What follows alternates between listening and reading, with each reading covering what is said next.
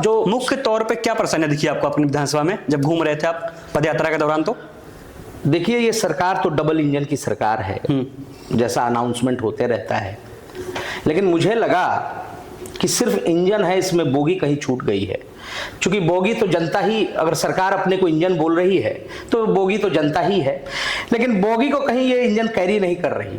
सिर्फ इंजन चल रहा है, सरकार के साथ, जनता के साथ कोई तालमेल नहीं है। अब मैं आपको बताऊं, मुद्दों की बात अगर मैं करता हूं तो अगर सड़कें आप देखेंगे तो प्रमुख सड़कें बनी हैं भारत सरकार या बिहार सरकार या पंचायत लेवल पे या जिस जिला परिषद लेवल पे सड़कें बनी हैं। लेकिन जब आप गांव को इंटरलिंक करने जाते हैं तो आपको सड़कों का हाल बुरा दिखेगा।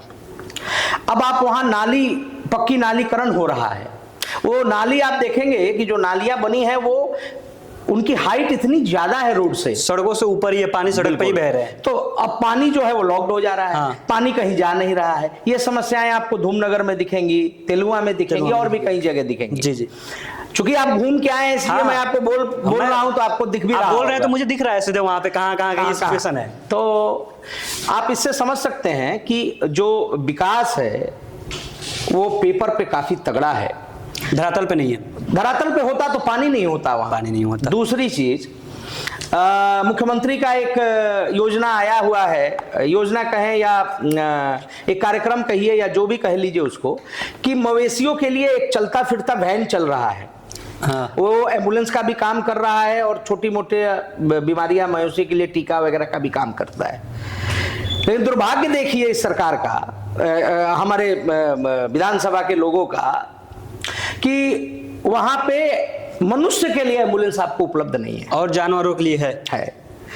तो अब मैं ये नहीं कहता कि जानवरों के लिए नहीं रहे, लेकिन साहब मनुष्यों की भी प्राथमिकता होनी चाहिए। हाँ। तो शायद हो सकता है सरकार के नजर में मनुष्यों का मूल्य कम हो, मुझे नहीं पता। तो वो कहीं आपको जो है वो सुविधा आपको जल्दी नहीं दिखेगी। उसके लिए 5-5 हजार 8-8 हजार लोग, माफिया जो लोग हैं एम्बुलेंस के, वो लोग मांगते हैं और लोगों को देना पड़ता है। दूसरा, अब स्वास्थ्य में अगर आते हैं तो बिल्डिंगें तो बहुत बड़ी बड़ी बनी हैं। अगर आपको ध्यान होगा, आप घूम रहे होंगे तो बैरिया में एक पीएचसी बहुत बड़ा बना है, जिसका उद्घाटन आदरणीय मंगल पांडे जी ने, स्वास्थ्य मंत्री जी ने कुछ दिन पहले किया है। उन्होंने खुद किया था जी। लेकिन अभी उसकी लगता है शुरुआत नहीं हुई है। हाँ। मुझे लगता है चुनाव में जब तक वोट ना उनको पड़ जाए तब तक वो शुरुआत नहीं होगा। शिलान्यास और उद्घाटन, हाँ, ये सरकार मुख्यतः करती है और जबरदस्त तरीके से करती है। चालू कब करेगी इसकी गारंटी नहीं है। हाँ, नहीं, और चालू होगा तो किस हाल में होगा इसका पता नहीं। अगर आप कहें तो ये जो पीएससी है या जो उप स्वास्थ्य केंद्र हैं जो पंचायतों में आपने अगर देखा हो, हाँ, तो उनका मुख्यतः काम है कि they are only because of referral hospitals. बस उनका काम यही है कि वो रेफर कर दें लोगों को। बस ये बोल रहे थे, ये गांव के लोग बोल रहे थे, हम मरीज लेके जाते हैं, वो कहते हैं बेतिया लेके जाओ। गांव के लोग ये बोल रहे थे बातें। तो अगर गांव के लोग ऐसा बोल रहे हैं तो खैर आपको तो ग्राउंड रिपोर्ट मिला है तो आप बता रहे हैं, लेकिन मैं आपको बता दूं कि मुख्यतः इनका यही काम है कि किसी भी तरह उप स्वास्थ्य केंद्र का एक तो खुलता नहीं है, उप स्वास्थ्य केंद्र, डॉक्टर उसमें उपलब्ध नहीं है, दवाइयां उपलब्ध नहीं है। अब आप आ जाइए पीएससी नौतन या बैरिया, हाँ, उनका काम यह है कि आप जैसे उनके पास पहुंचेंगे, अगर वो फर्स्ट एड लायक कुछ काम है तो शायद कर पाए, हाँ, उसके ऊपर उनका एक ही काम होता है, आप बेतिया जाइए। हाँ। बेतिया आइएगा तो बेतिया भी वही हाल है। बेतिया जबकि मेडिकल कॉलेज है बॉस, अच्छा, लेकिन अभी भी सारी सुविधाएं उपलब्ध नहीं है। आपको शाम को रात में आप चले जाएं तो ईसीजी वगैरह जो है वो लेके प्राइवेट लोग घूमते रहते हैं अपने पीठ पे, अच्छा, और उसका फिर एक चार्ज होता है 300-500 जो भी चार्ज होता होगा वो दीजिए तो वो होगा। रात में अगर आपको इमरजेंसी में इलाज कराना पड़ जाए तो वो संभव नहीं है।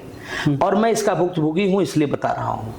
मेरी बहन है जिनका घर बगहा में पड़ता है, उनकी सासू माँ आई थी, मैं रात के तकरीबन 1 बजे वहां गया, ये मेडिकल कॉलेज बेतिया में, और वहां पे एक जांच है जिसको इलेक्ट्रोलाइट बोलते हैं। इलेक्ट्रोलाइट में क्या पता लगता है कि आपका सोडियम पोटासियम क्लोराइड इसका क्या पोजीशन है, उससे आप जो है कोमा में जा सकते हैं, दिग्भ्रमित हो सकते हैं। मैंने वो दिया, और उन्होंने कहा कि इसकी सुविधा नहीं है अभी, आपको सुबह 7 बजे ही हम दे सकेंगे। अच्छा। और डॉक्टर महोदय क्या बोलते हैं, वो बोलते हैं कि भाई ये जांच नहीं होगा तब तक हम इलाज नहीं कर सकते। तो आप समझ सकते हैं स्वास्थ्य की सुविधा, अगर जिला में ये हाल है तो और लोकतंत्र में विधानसभा क्या? में क्या हाल होगा।